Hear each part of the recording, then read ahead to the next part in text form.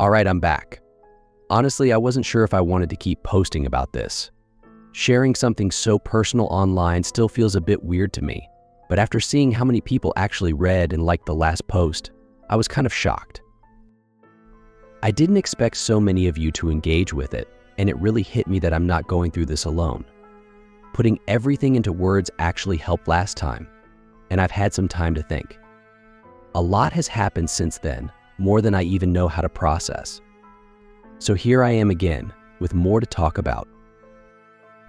It's been a couple of days and I wish I could say things are getting better. But if I'm being honest, it feels like I'm sinking into something much darker.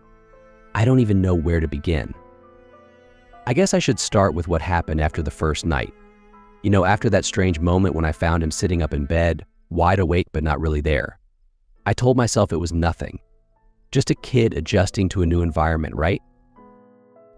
It's normal for him to have trouble sleeping. It's normal for him to act a little off at first. That's what I kept telling myself. I tried to push the unease away, but I can't ignore it anymore. The nightmares started on the second night. Not for me, at first anyway. It was him. I was in bed, trying to relax, but there was this strange heaviness in the air, like the room itself was holding its breath.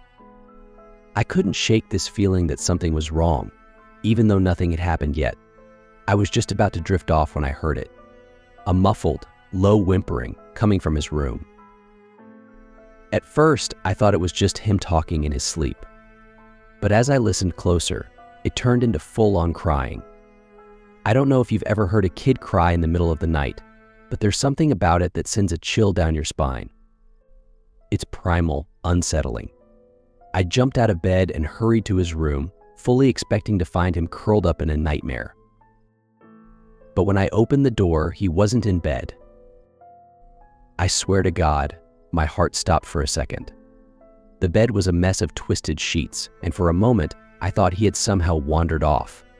Panic gripped me. I started calling his name, checking the closet, and looking under the bed. Then, I heard the crying again, louder this time. It was coming from the corner of the room. I turned, and there he was, huddled in the corner, knees pulled to his chest, his face buried in his arms. He was shaking, his little body trembling like he'd been out in the cold for hours. I knelt next to him, keeping my voice as soft as I could, reassuring him that everything was okay and that it was just a bad dream. But he didn't respond. His sobs were quieter now, but he didn't move, didn't acknowledge that I was even in the room with him. I reached out and gently touched his shoulder, and that's when he flinched. Like I had burned him. His whole body jerked, and for a second I thought he was going to bolt. I asked whether he was okay again while shaking his shoulder. He finally lifted his head, and the look in his eyes. I don't even know how to describe it. It wasn't fear. It wasn't sadness. It was like he was completely hollow, like there was nothing behind those dark brown eyes. Just emptiness. I whispered everything was okay to him, although I was not sure if I was trying to convince him or myself. After a few moments, he slowly got up and climbed back into bed without a word. He didn't say anything. He didn't cry anymore. He just lay there, staring at the ceiling. Eventually, his eyes closed, and I went back to my own room, feeling more unsettled than I ever had before. I stayed up the rest of the night, listening for any signs of him waking up again. But the house was quiet. Too quiet, honestly. I wish I could say that was the end of it, but it wasn't. It's only gotten worse. The nightmares continued every night after that. I would wake up to the sound of him crying or muttering to himself, always huddled in that same corner of his room. Each time, it was like he wasn't fully awake, like something was pulling him away from reality, dragging him into some dark place that I couldn't reach. I asked him about it the next morning, whether he remembered having bad dreams or if there was anything bothering him. But he just shook his head, like he had no idea what I was talking about. He was distant and quiet. His responses felt mechanical, like he was going through the motions of answering me, but wasn't really present. By the fourth night, I couldn't take it anymore.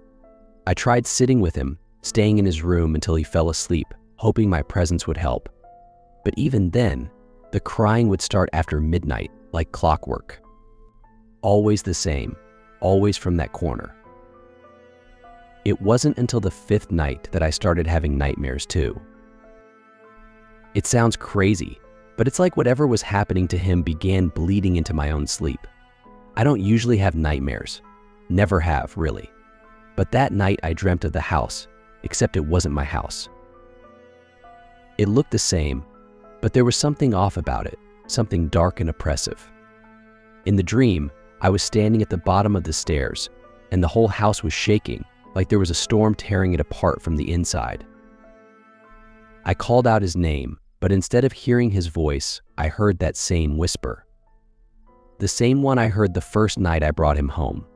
It was soft at first, almost like a breeze, but then it grew louder, sharper, like nails on a chalkboard.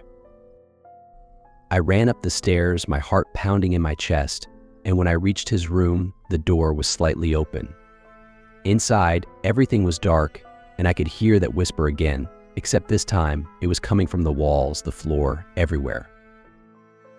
I pushed the door open, and there he was, standing in the middle of the room, his back to me. He wasn't crying this time. He was just standing there, perfectly still. I called out to him, but he didn't move. I took a step closer, and that's when he turned around. His eyes were black, completely black, and his mouth was twisted into this horrible, unnatural grin. He opened his mouth to speak, but instead of words, all that came out was this high-pitched, screeching noise like metal grinding against metal. It was unbearable. I woke up drenched in sweat, my heart racing. It felt so real, like I had actually been there, in that nightmare version of my house. I lay in bed for what felt like hours, trying to shake the image of his face from my mind. But it wouldn't go away. The next morning, I felt like I was losing my grip. The nightmares didn't stop. Every time I closed my eyes, I was back in that house, hearing that voice, seeing him with those black eyes, that horrible smile. And every time I woke up, I could feel it. I could feel this presence, like something was watching me. I started sleeping with the lights on. I know that sounds stupid, but I couldn't help it. It was the only way I could convince myself that I was still in the real world, that the things I was seeing weren't real. But even then, the nightmares came. It wasn't just me either. I had a friend over for dinner a few days ago. We've known each other for years, and I needed someone to talk to. Someone who might help me make sense of what was happening. I didn't tell him everything, just that I was having trouble adjusting to being a parent and that the kid was having nightmares. He stayed for a few hours, and things seemed normal enough. We talked, watched TV, tried to unwind. But when he went to use the bathroom, something changed.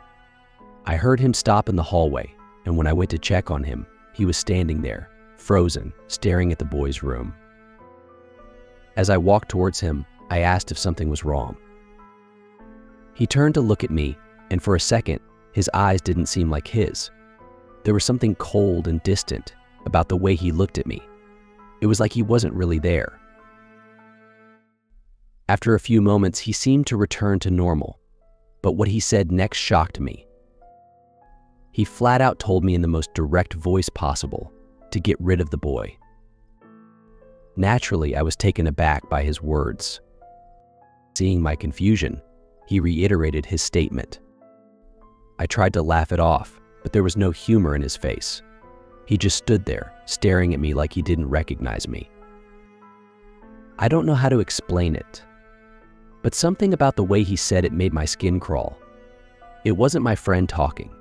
It was like something dark had taken over.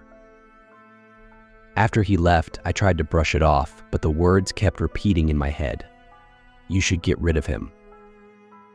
The boy had been quiet all day, staying in his room and not saying much. I didn't want to admit it, but part of me was starting to wonder if my friend was right.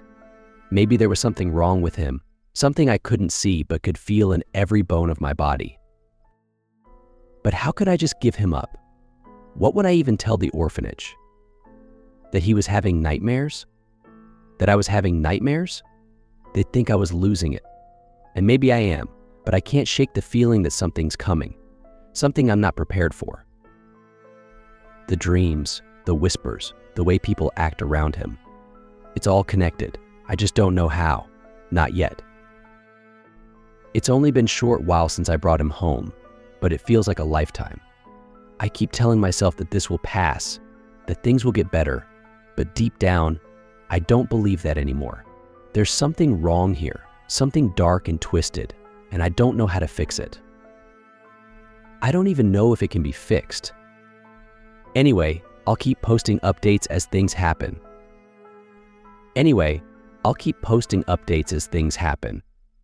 Some of you commented on my last post, and it was honestly a relief to see that I'm not the only one who feels like something's off. A few of you mentioned looking into the boy's past more, and others suggested bringing in some help. I'm still trying to figure out what to do, but writing it all down has helped, even if it doesn't make total sense yet.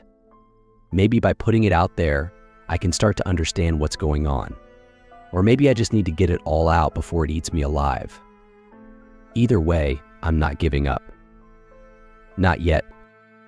Have a good night. Signing off. For more chilling stories, like and subscribe.